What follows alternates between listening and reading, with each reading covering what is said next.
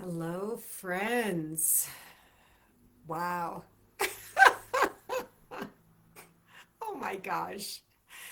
I just did something so amazing. It was so scary, but in the fun way, in the exciting way. And I'm so elated that I did it. So, podcasting for me at this point, I made a very big investment in 2018 and 2019 to learn podcasting and get my own podcast. I was on Transformation Talk Radio for a long time, etc. And then the medium just worked for me. And so doing a podcast for me is not a big deal, but interviewing uh, five of the top Qigong master teachers in the country, if not in the world, that was scary. I had an idea. I don't know how these things come to me. How did these ideas come to me? How did I think about this? I don't know. I just, in November, I had an idea, possibly because of how Qigong has served me. I had an idea to invite a number of Qigong teachers, master teachers, many of whom are doctors of Chinese medicine and so on, if they would be willing to come together on a panel to discuss the question, how can Qigong serve humanity today? I invited 8 people, 7 said yes, and one of them had something come up a few days ago, so she wasn't able to join us. So, or no, I invited 7, 6 said yes. Then, so there were 5 today and me, or we were 6 total. And somehow I have no idea how 5 people said yes and were able to come be there. And the reason I say this is these are 5 people who are at the height of their careers, writers and speakers and teachers and doctors and practitioners. And, these are busy people. And but somehow I knew them. They were my own teachers, and I had interviewed almost all of them also on my podcast, How Did Qigong or Tai Chi Change Your Life? And this was part of that podcast. It's a special series that I'm doing. And I knew deep down it would be fine, but of course, tech, you never know how it's going to go. Anything could fail, the dog could bark, and all kinds of things. But I just believed so deeply that this conversation was needed exactly now. And my God, was I right? Literally, in Qigong, we feel energy. And I knew I felt it at one point. After the first 30 minutes, I did the round robin on the question. I literally said, can we do something, please? And I did some Qigong. I did a gathering breath to just bring this wisdom in, deep down to the core of our beings. Oh my gosh, it was amazing. And then somebody else did breathing, and somebody else did animal sound, healing sounds, and so on and so forth. And honestly, the themes that came out, it was organic, and everything just worked out beyond what I could have imagined. Although I did imagine that it would be amazing. I did imagine that it would flow well. I did use my mind focus to say this is needed, and I'm going to risk the possibility that something goes wrong, that they may say no, that it could fall flat, that somebody says, who do you think you are to do these things? But instead, it all worked out.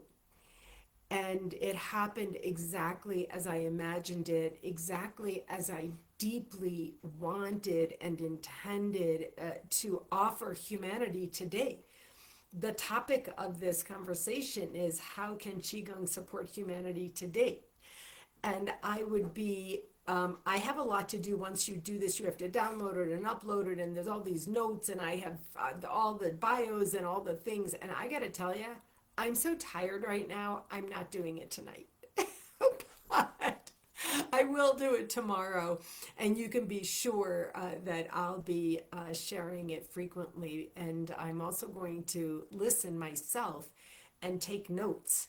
And then I'm going to make graphics from all the things because it was just filled with these precious people. I'm so grateful to know. Dr. Roger Yanka is the head of the Institute of Integral Qigong and Tai Chi, and he brought together over decades of time and training teachers for his programs. And I was just lucky enough to attend and get certified in a couple of his programs. And so I met all of these teachers, and these are like, 12 weeks or, many months, for 3 or 4 months long, 2 to 3 times a week. So they're intensive certifications, and I did level 1 and level 2, and that's where I, met these people. And I met one of them at a conference I attended, and so on. And so, anyway, my friends, I want to ask you. I do this occasionally because I can hear the muscle memory in my ear coming up, like I know I've asked this question. So, my question was going to be, when was the last time you did something scary? And I know I've asked you that question, so I know I've done other scary things, whatever those things were. I didn't die from doing them. I'm still here. And so I did this other scary thing. And, at my age and stage, I don't really worry about failing anymore. I don't have a boss. I haven't had a boss for 25 years. Okay, so I haven't gotten it all right. And also, I don't have all the benefits of a boss and a team and all the things, all the things. It's just my life as I've created it and designed it. And so I challenge myself to do scary things sometimes. But this one was really just divinely implanted somehow, because it was just so good. The only thing I could have done different was plan it for 2 hours so that I could have had more time, because when you're the facilitator and moderating a big thing like this, you have to tune into the time. You have to make sure nobody speaks too long and everybody gets, to talk, and, gets their fill in, and gets recognized and noticed and heard and gets to share their wisdom. And so I was watching the clock, and, but I took 2 pages of my chicken scratch notes. Everybody knows about my note taking when I do these interviews. I take prolific notes, and I have 3 colored. I have pen, I have yellow marker, I have orange marker, making notes from what people said. My gosh. And then also, if you follow me, you know that I've been doing a deep, deep, deep dive into AI. And when I say deep, to use AI for business, to learn how to grow your financial accounts using AI confidently, not sitting in worried resistance and fear that AI is going to take over the world. It's not going to take over the world if we take over it confidently. And so I've been working on that. But boy, let me tell you, this was brain only. And so if you knew the hours that I've been putting in, the projects, I mean, massive projects that I've done in one day, or even 1 hour, rolled it out, this, that, all using my own material, my own stuff that I've been creating for decades. But this was an idea I had myself, brain only. I told you it was like a download. I was just sitting here minding my own business in November sometime, and I thought of this. And then I was like, could I get those people to do this? And at first I was like, that would never work. I could never get them together. And then I said, well, I won't know unless I try. So using my brain only, I wrote an email. I invited them all. They've all been on my podcast. They know that I know how to do this. And every one of them said yes. I was shocked. As I said, somebody had something come up, but it's really something. So, yes, AI can support you without a doubt, and it's amazing to have it and to have access to it. But also, brain only is still really, really, really, really good. I mean, it could be said there's probably things I could have done using AI, but you know what? No, I don't really think so. This one was so good. I'm so happy. I'm so excited. I really can't wait to share it.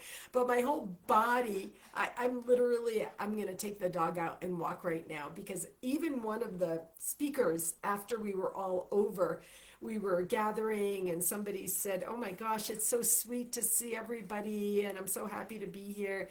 And one of the other speakers said, "I have so much energy in me." And I said, "So do I."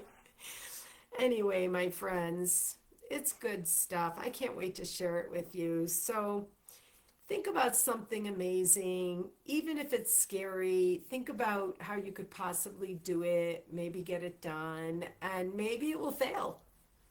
It could, but what if it doesn't? What if it's amazing? What if it's fantastic? I guess that's just as possible. So let's go, my friends. Let's do amazing, good stuff, and let's change the dynamic of the world.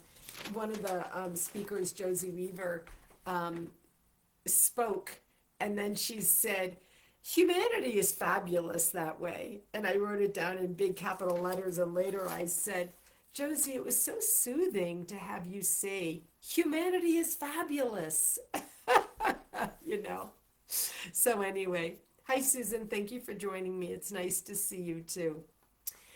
All right, my friends. Well, I'm out. I just wanted to come here and tell you stay tuned because I've got the greatest podcast conversation coming your way soon.